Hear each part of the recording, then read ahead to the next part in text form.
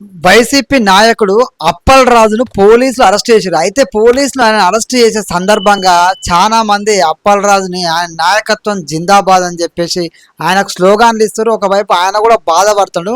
మరికొంతమంది అయితే తెగ ఫీల్ అయిపోతారు, ఎట్లెట్లా అరెస్ట్ చేస్తారు అని చెప్పేసి ఒక్కసారి ఆలోచించారు. నిజంగా చెప్పాలంటే ఈ వీడియో ఆ వైసీపీ పార్టీ అనో అప్పల్ రాజు అనో ఇంకా ఏదో కారణంతో రాజకీయాల గురించి అయితే నేను చేయట్లేదు, కేవలం మానవత్వ కోణంలోనే ఈ వీడియో వేస్తున్నా. ఎందుకంటే ఏదైతే ఈ అప్పల్ రాజు వాళ్ళ కుమారుడు ఒక నిర్లక్ష్యంగా డ్రైవింగ్ చేయడం తోటి అవతల వైపు యాక్సిడెంట్ అయితే ఒక సామాన్య కుటుంబం అయితే చిందర వందర అయిపోయింది. నిజంగా చెప్పాలంటే రోడ్డున పడిపోయింది.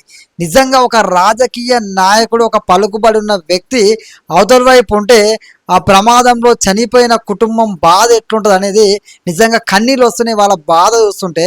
కానీ ఇదే విషయం మీద గతంలో జగన్మోహన్ రెడ్డి గారు కూడా మాట్లాడారు. ఆ మాటలు కూడా చాలా బాధ అనిపిస్తున్నాయి. ఇప్పుడు నేను రాజకీయ కోణంలో చెప్పట్లేదు, నిజంగా జగన్మోహన్ రెడ్డి గారు కూడా మాట్లాడిన మాటలు ఆ కుటుంబం బాధ చూసిన తర్వాత చాలా బాధ అనిపిస్తుంది.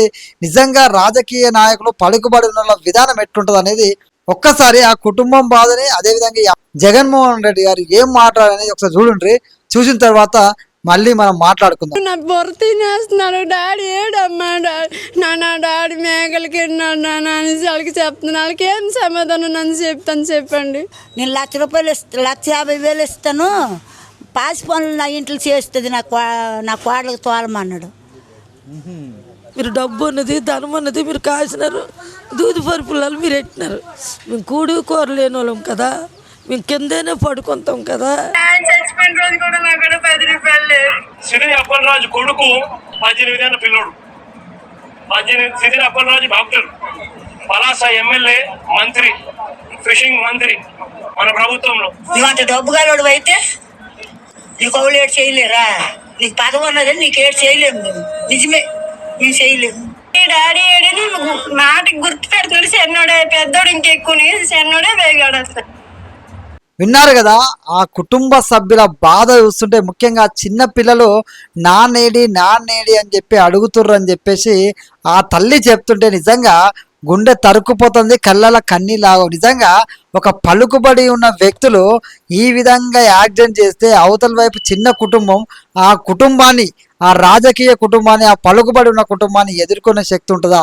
కనీసం తినడానికి తిండి దొరకడమే కష్టంగా ఉన్న ఆ కుటుంబము ఆ పిల్లలు ఏడుస్తుర్రు అని చెప్పేసి వాళ్లకు ఒక బ్రెడ్ తెద్దామని చెప్పేసి పోయిన వ్యక్తి, అదేవిధంగా ఆ పిల్లలకి ట్యాబ్లెట్ తెద్దామని పోయిన వ్యక్తి తిరిగి రాకుండా చనిపోయిందనే వార్త ఆ కుటుంబాన్ని ఎంత కలిసివేసింది అనేది అలా బాధ చూస్తుంటే అర్థమవుతుంది. ముఖ్యంగా ఆ చిన్న పిల్లలు నాన్న ఎక్కడా అని అడుగుతుంటే ఆ తల్లి చెప్తున్న మాటలు వింటుంటే నిజంగా కళ్ళల కన్నీళ్ళు ఆగుతలేవు.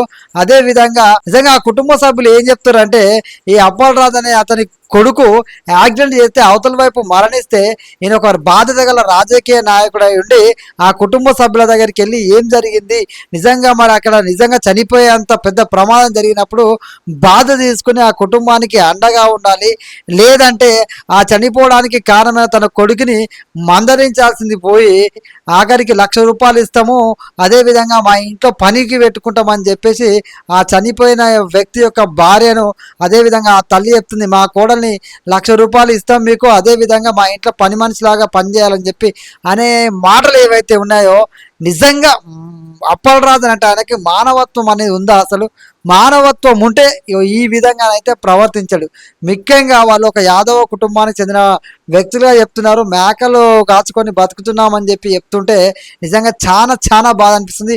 ఒక సామాన్యుల గురించి ఎవరైనా మాట్లాడతారా? ఎవరు మాట్లాడరు. ఎందుకంటే అవతల వైపు రాజకీయ నాయకుడు పలుకుబడి ఉంది కదా, ఆయన గురించి మాట్లాడితే మనకు ఫ్యూచర్లో ప్రాబ్లం అయితేనే భయం ఉంటుంది. కానీ ఒక్కటి ఆలోచన చేయాలి, ముఖ్యంగా జగన్మోహన్ రెడ్డి గారు నిజంగా ఇట్లాంటి సందర్భంలో ఒక సామాన్య కుటుంబం రోడ్డు మీద పడితే 18 ఏళ్ల కుర్రాడు అతని మీద మర్డర్ కేసు పెడతాడా? మన పార్టీకి చెందిన వ్యక్తి, అతను మీ పార్టీకి చెందిన వ్యక్తి అయితే ఆయన కొడుకు తప్పు చేస్తే ఆ తప్పు చేసిన వ్యక్తిని ఇట్లా చేయడం తప్పని చెప్పాలి. కానీ మీరే దగ్గరుండి మన పార్టీ నాయకుడు వాళ్ళ కొడుకు ఏదో 18 ఏళ్ల పోరుడు యాక్సిడెంట్లు జరిగాయా అని చెప్పేసి ఎట్లా మాట్లాడుతున్నావు? ఒక రాష్ట్రానికి ముఖ్యమంత్రిగా పనిచేసిన మీరు ఇంత నిర్లక్ష్యంగా అవతలి కుటుంబం గురించి ఆలోచించారా? అనుకుంటారు అసలు? నిజంగా మీరు ఈ సందర్భంగా ఏం చేయాలి? ఆ కుటుంబం దగ్గరికి వెళ్ళి ఆ కుటుంబం బాధుడాలి, ఆ కుటుంబం సమస్యలు తీర్చాలి, లేదంటే ఆ కుటుంబానికి కనీసం భరోసాన కల్పించాలి. కానీ చంపినోడికి సపోర్ట్ చేస్తున్నావు అంటే మీ పార్టీ కూడా అవతలోని చంపినా పర్లేదు, సామాన్లు ఆగమైపోయినా పర్లేదు, వాళ్ళ కుటుంబం ఎక్కడ పోయినా పర్లేదు, ఆ చిన్నపిల్లల బాధ చూస్తే నువ్వు ఇట్లా మాట్లాడుతావా? మానవత్వం ఉన్న ఏ వ్యక్తి ఇట్లా మాట్లాడు. కానీ మీరు మాట్లాడిన మాటలు ఏవైతే ఉన్నాయో నిజంగా అసలు మీరు నిజంగా ముఖ్యమంత్రిగా పనిచేసిరా? నిజంగా ముఖ్యమంత్రిగా పనిచేసిన వ్యక్తి ఆ ప్రజల బాధను, ఒక బాధ గల నాయకునిగా ఉన్న మీరు, ఒక పార్టీకి అధ్యక్షునిగా ఉన్న మీరు, ఒక 5 సంవత్సరాలు ముఖ్యమంత్రిగా పనిచేసిన మీరు అవతలి వ్యక్తుల బాధ, ప్రజల బాధ పట్టకుండా మన పార్టీ నాయకుడు, మన పార్టీకి తరపు పనిచేసిన మంత్రిగా పనిచేసిన ఆయన కొడుకు ఏదో యాక్సిడెంట్ చేస్తే 18 ఏళ్ళ కుర్రాడు ఆయన మీద మర్డర్ కేసు పెడతారని మాట్లాడితే ఇంకేం మాట్లాడాలి చెప్పండి? అసలు మానవత్వం అనేది ఉందా మీకు? మానవత్వం ఉంటే ఈ విధంగానే స్పందిస్తారా? ఆ తల్లిదండ్రుల గోడ ఒకసారి చూడండి ఏ విధంగా, నిజంగా ఆ చిన్నపిల్లల గోడ ఒకసారి చూడండి ఎంత బాధపడుతారు.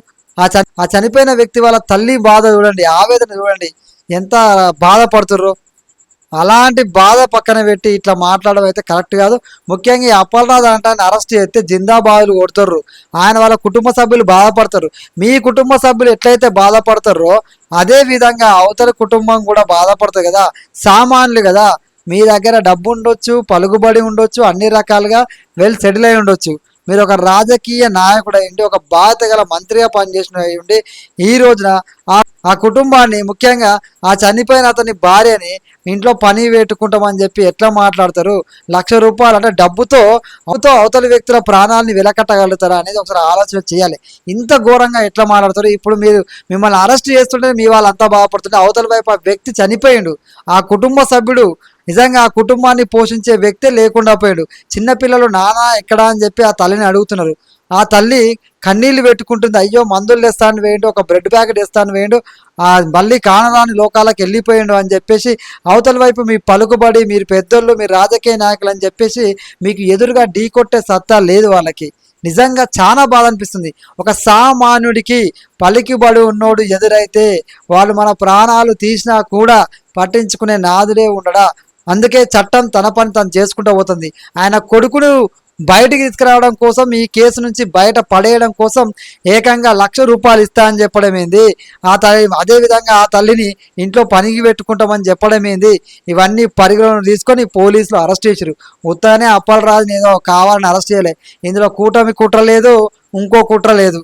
ఆయన కొడుకు చేసిన తప్పుని ఆయన సమర్థించిండు, అదేవిధంగా ఆ కేసు నుంచి బయటపడే ప్రయత్నం చేసిండు.